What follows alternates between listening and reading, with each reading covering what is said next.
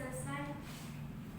Baik, saat ini kita akan mendengarkan firman Tuhan. Yang sebelumnya, mari kita bersama-sama bersatu dalam doa. Bapa yang baik, terima kasih untuk kesempatan yang Tuhan berikan kepada kami pada saat ini untuk hadir di tempat ini untuk mendengarkan sebagian dari kebenaran firman. Kiranya apapun yang disampaikan oleh hamba Bapa dapat kami mengerti, dan kiranya juga Tuhan mengurapi hamba yang akan menyampaikan firman. Inilah hal Bapa, kami akan siap mendengarkan firman. Di dalam nama kami telah berdoa dan mengucap haleluya. Pada hambanya saya persilakan Pak Martin.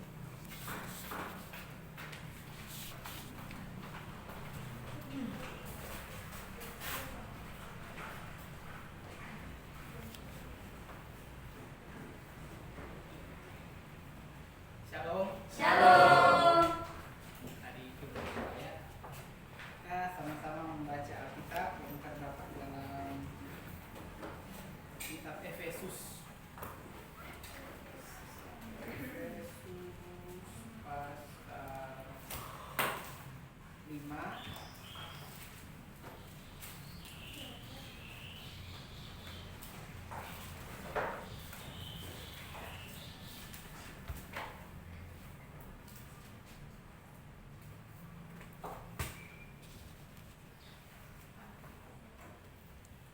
Kita baca mulai ayat 15 sampai ayatnya yang ke-21.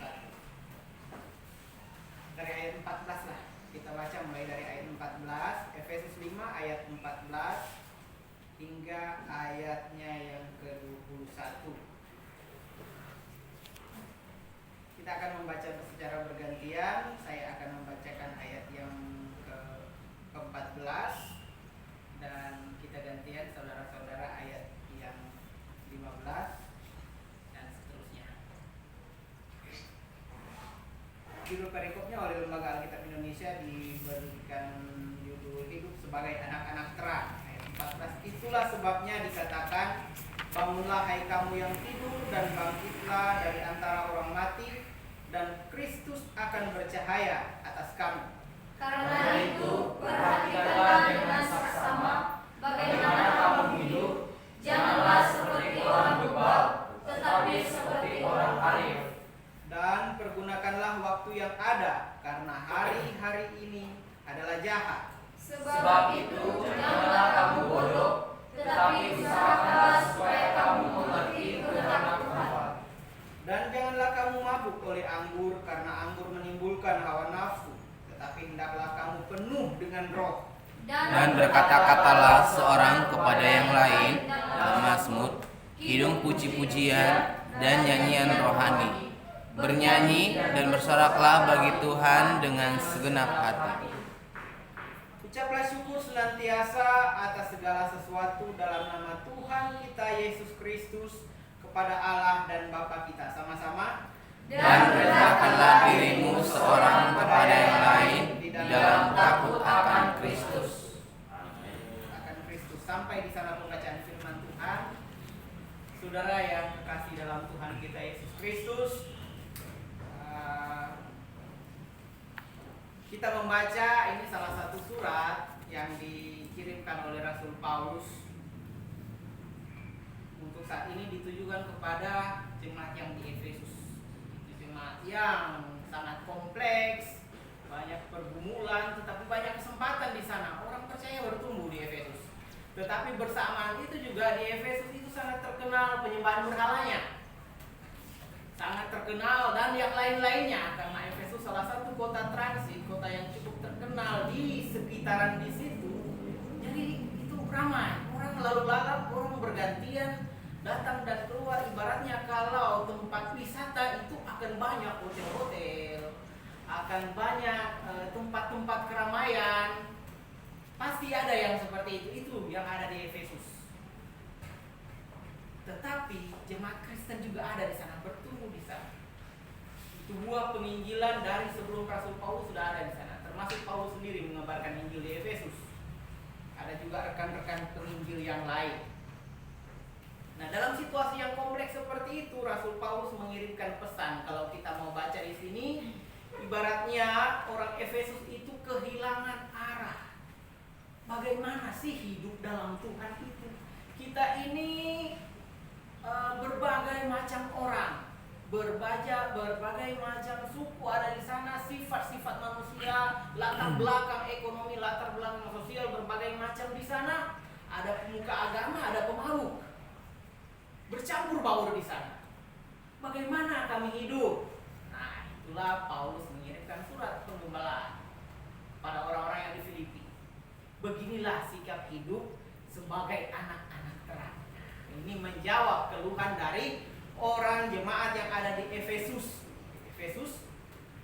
Bagaimana kita hidup sih bergaul dengan orang yang demikian pluralis?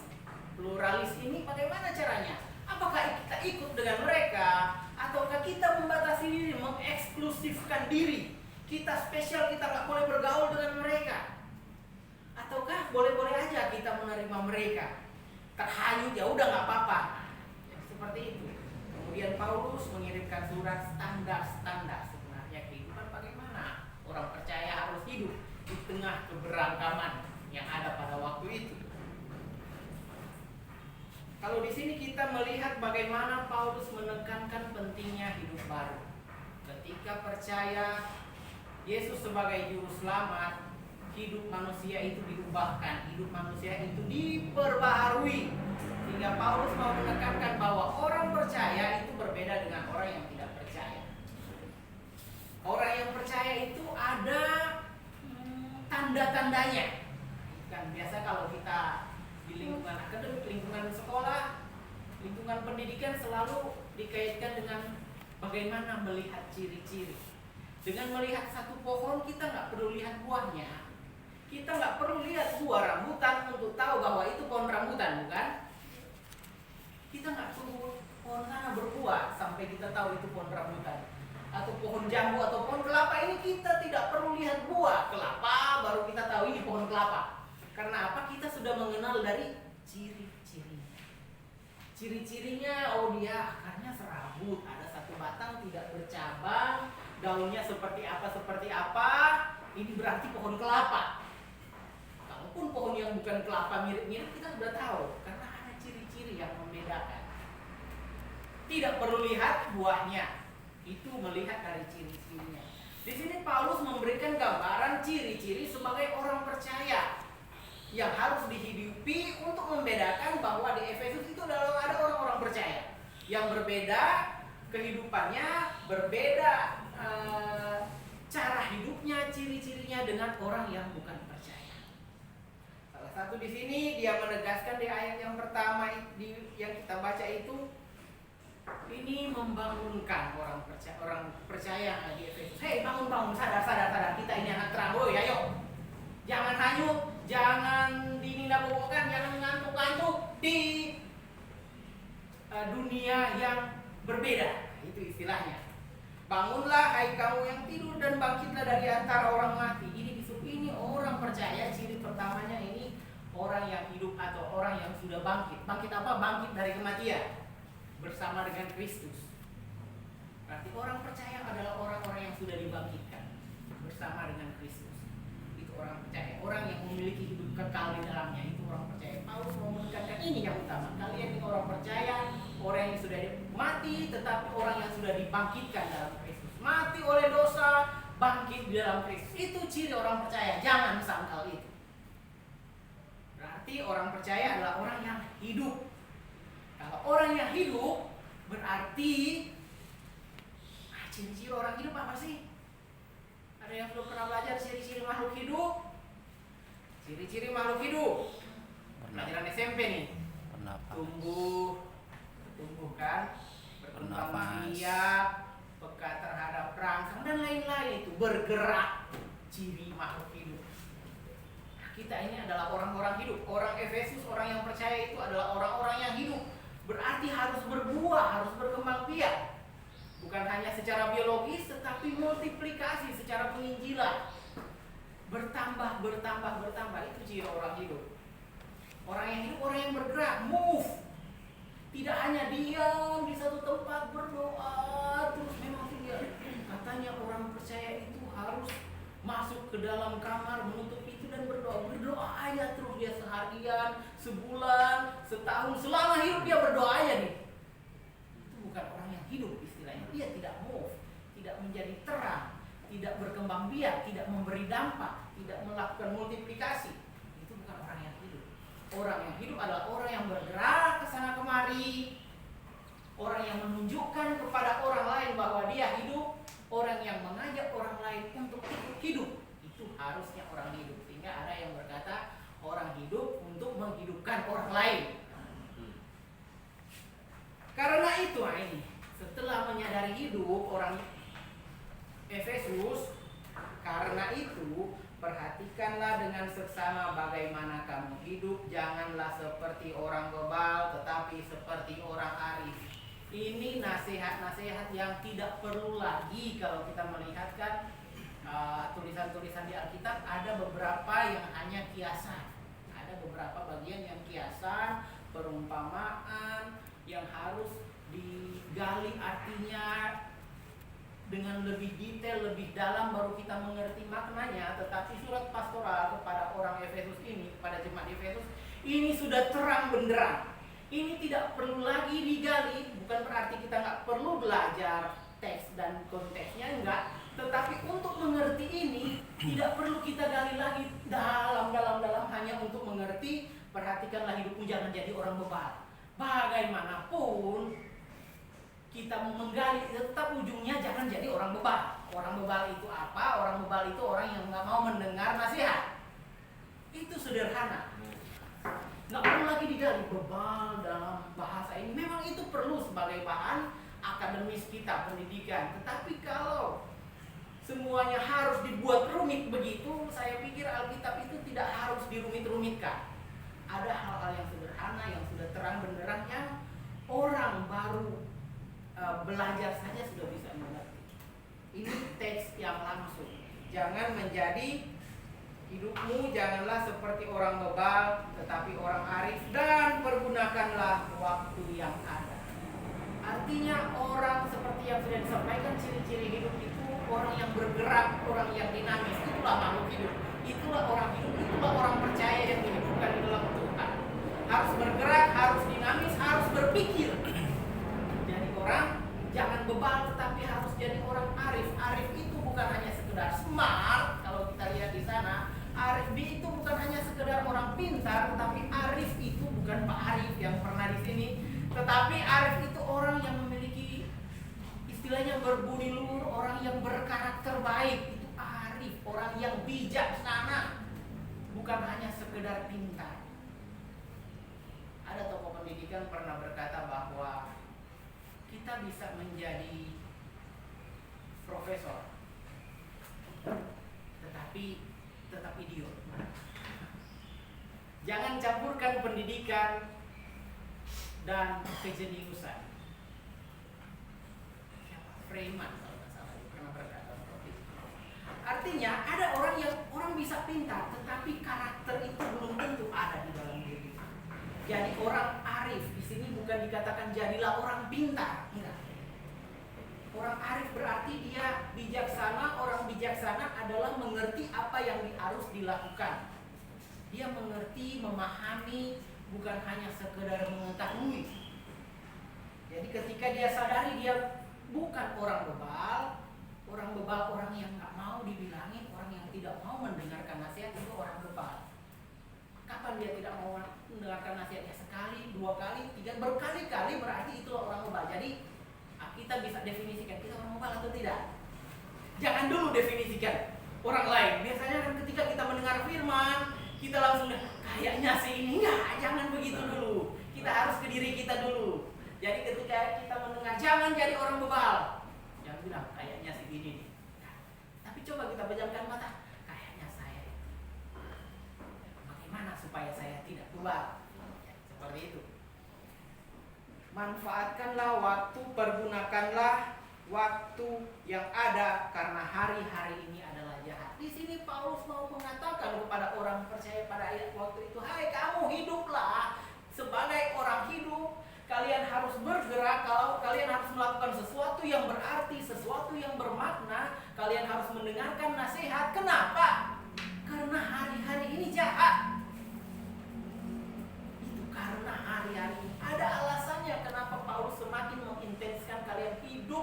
benar, hidup yang baik, hidup yang bijaksana. Kenapa? Karena hari-hari ini adalah jahat. Bagaimana dengan kita? Apa yang bisa kita pelajari dari firman ini? Hari-hari ini adalah jahat, ya. Beberapa waktu yang lalu mungkin saya pernah sampaikan, ada mahasiswa yang sudah lulus sekarang, tapi dulu waktu baru-barunya semester 1 dengan PD-nya kan biasa, dulu belum ada COVID. Jadi kesana kemari kan bisa ke pelayanan, berinteraksi dengan orang-orang, PGC, pergilah dia. Kemudian entah isi pulsa atau apa, tiba-tiba dia dapat telepon bahwa dia orang tuanya, keluarganya dalam masalah, mau ditangkap polisi katanya. Siapa pernah dapat telepon seperti itu? Mau ditangkap polisi atau terjerat masalah hutang apa? Kemudian dia sudah panik, sudah takut, dia transfer sekian uang, dia kirim sekian banyak pulsa ke orang yang menelpon tersebut.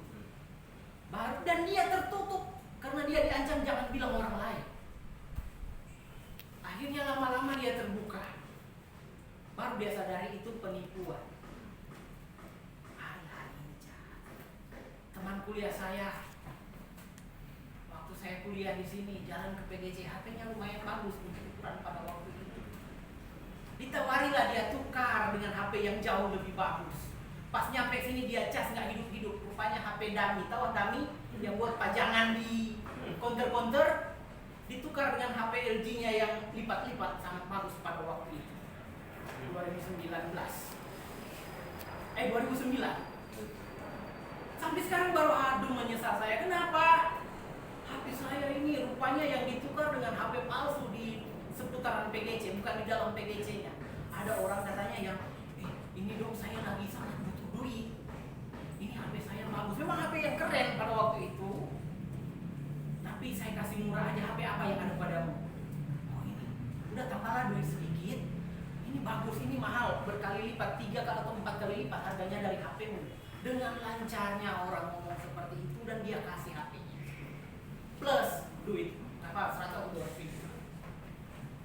Sampai di sini duit melayang, HP hilang. HP yang didapat HP kayak HP mainan buat pajangan. Hari-hari ini adalah jahat. Kadang kita tidak tahu bahwa kita sedang mengalaminya. Berwaktu-waktu kemudian butuh waktu baru kita sadar. Itulah salah satu yang dimaksud hari-hari ini adalah jahat.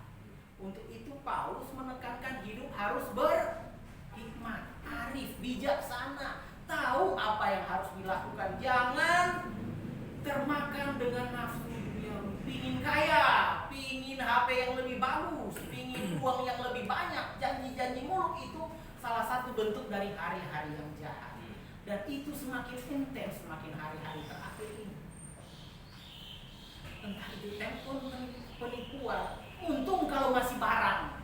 Di luar sana yang lain diri orang itu yang jadi korban. Hari-hari ya orang Kristen, orang percaya kalau tidak dibekali dengan pengertian, dengan kebijaksanaan yang daripada Tuhan itu gampang terjerat. Ternyata bukan sekarang, dari zaman dahulu Paulus sudah menekankannya. Penipuan yang berkedok orang baik, penipuan yang menggugah hati nurani kita seolah oh iya benar, kasihan ya. Padahal ternyata banyak seperti itu, baik di dunia nyata maupun di dunia maya. Banyak foto-foto orang tampilkan foto-foto butuh dukungan, butuh bantuan. Tidak semua itu benar. Banyak yang copy paste dari situs-situs luar, ditampilkan seolah-olah ini sangat miris, sangat membutuhkan bantuan. Iya, fotonya benar, ada anak sakit butuh bantuan, tapi rekeningnya tidak benar. Itulah kita harus hidup bijak. Kita lihat, iya kasihan ya, kasihan anak ini dilanda penyakit. Di Facebook banyak beredar seperti itu, atau di media sosial yang lain. Kita jangan langsung percaya. Pembangunan rumah ibadah di sini sangat butuh dukungan. Itu mungkin benar, foto-foto yang benar, orang yang butuh, orangnya yang difoto itu benar, tetapi nomor rekening di bawah tidak benar. Kita harus ya itu yang diajarkan Paulus semenjak zaman orang yang ada di Filipi, karena dalam unsur keberagaman itu tidak jauh berbeda dengan kita di Jakarta saat ini. Kita berasal dari berbagai daerah. Kita sebagian besar penduduk Jakarta bukan orang asli Jakarta. Seperti halnya orang di Filipi, banyak yang bukan orang asli, pendatang-pendatang, pedagang-pedagang yang ada di sana. Kondisi yang sama. Berarti hikmat, kearifan, kebijaksanaan, memanfaatkan waktu dengan baik itu masih relevan sampai saat ini. Apa yang akan kita lakukan sekarang? Sebagai orang percaya, Paulus menitik beratkan di sini. Banyak sekali tantangan. Dan janganlah kamu mabuk oleh anggur, karena anggur menimbulkan hawa nafsu. Nah, ini sudah tidak perlu lagi kita jabarkan. Jangan mabuk, iya jangan mabuk. Berarti nggak boleh minum anggur perjamuan. Enggak, memang siapa yang mabuk minum anggur perjamuan? Nggak ada kan? Kecuali kamu mabuk minum anggur perjamuan, itu salah. Jadi begitu, jangan mabuk. Istilahnya orang mabuk itu orang oyong, tidak sadar. Tahu nggak orang mabuk? Kalau di tempat kami itu namanya cap tikus. Minum satu cangkir kecil, satu sloki namanya, itu yang pendiam jadi mulai cerewet, kan? Yang pendiam jadi cerewet, minum 2 sloki, udah dia yang paling benar semua. Apapun yang dia katakan benar. Minum 3, dia mulai berkuasa sampai sampai bisa terjadi tumpah darah karena semua udah maunya yang paling benar. Bisa sesama teman itu jangan mabuk oleh anggur. Itu menghilangkan pikiran, bikin kita jadi tidak konsentrasi dan gampang hanyut oleh hari-hari yang jahat. Selanjutnya Paulus mau mengatakan, dan inilah yang harus ditambahkan, berkata-katalah seorang kepada yang lain dalam mazmur, kidung pujian dan nyanyian rohani. Nyanyilah lagu-lagu yang enak didengar, lagu-lagu rohani. Berkata-kata firman Tuhan satu sama lain, memperkatakan firman Tuhan siang dan malam, itu menjadi kekuatan kita. Itu istilahnya bisa kita jadi anti menghayal, anti pikiran kemana-mana. Akhirnya kita jadi bisa lebih fokus. Anti hipnotis. Percaya atau tidak? Bahwa merenungkan firman Tuhan dan kebenaran-kebenarannya itu membuat seseorang anti hipnotis. Benar, ada beberapa orang yang mempelajarinya. Orang yang pikirannya penuh dengan firman Tuhan, penuh dengan sukacita, penuh dengan hal-hal yang baik, itu susah dihipnotis. Kecuali orang yang punya banyak masalah, orang yang punya pikiran-pikiran gak karuan, orang yang gak tahu ngapain, orang yang bengong, itu paling gampang dihipnotis. Namanya cuma ditepok di belakang, karena pas dia berpaling minta semua barang-barangnya dikasih. Orang yang tidak kuat pikirannya itu gampang berlaku. Nggak tahu pernah ada kasus di sini atau di lingkungan sini, tidak tahu, tetapi mulai saat ini mari kita berjaga-jaga, perkuat iman percaya kita, perkuat apa yang menjadi anugerah Tuhan dalam hidup kita, baca firman, berdoa, berbuat baik, memanfaatkan waktu yang baik, ucapkanlah syukur senantiasa, dan senantiasa dalam atau segala sesuatu dalam nama Tuhan kita Yesus Kristus, apapun yang kita lakukan. Yang sering Pak Pastor katakan, kita itu dalam Tuhan kita bernafas, dalam Tuhan kita bekerja, dalam Tuhan semuanya dalam Tuhan. Jika demikian, kita mampu melewati hari-hari yang jahat ini, yang semakin jahat. Sekarang penipu pintar-pintar. Sekarang orang-orang jahat semakin pintar. Itu bahayanya. Kalau kita sendiri tidak pintar, jadilah kita seperti orang berbalik, mudah hanyut. Waktu zaman Efesus itu penyembahan berhala salah satu pusatnya di Efesus. Kalau orang percaya tidak sungguh-sungguh percaya, mereka hanyut jadi penyembah berhala. Demikian juga dengan kita. Apa sih berhala saat ini? Berhala adalah sesuatu yang kita pikirkan, sesuatu yang kita percaya, sesuatu yang kita lakukan lebih daripada untuk Tuhan. Namanya berhala.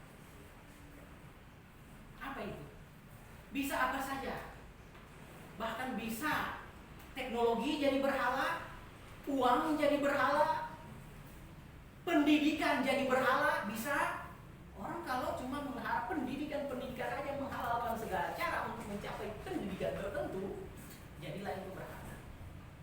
Bahkan orang yang kita sayangi pun bisa jadi berhala jika kita memperlakukan dia lebih daripada Tuhan.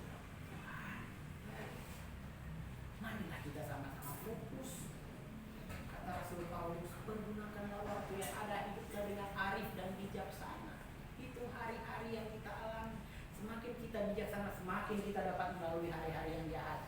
Semakin kita melaluinya, kita membawa terang bagi orang-orang yang lain. Kita membuat orang-orang lain yang tertidur itu, hei bangun, bangkit. Mari kita sadar sama-sama, mari kita maju sama-sama, mari berjuang sama-sama. Sekarang udah banyak adik-adik yang baru, dan mungkin nanti akan bertambah lagi.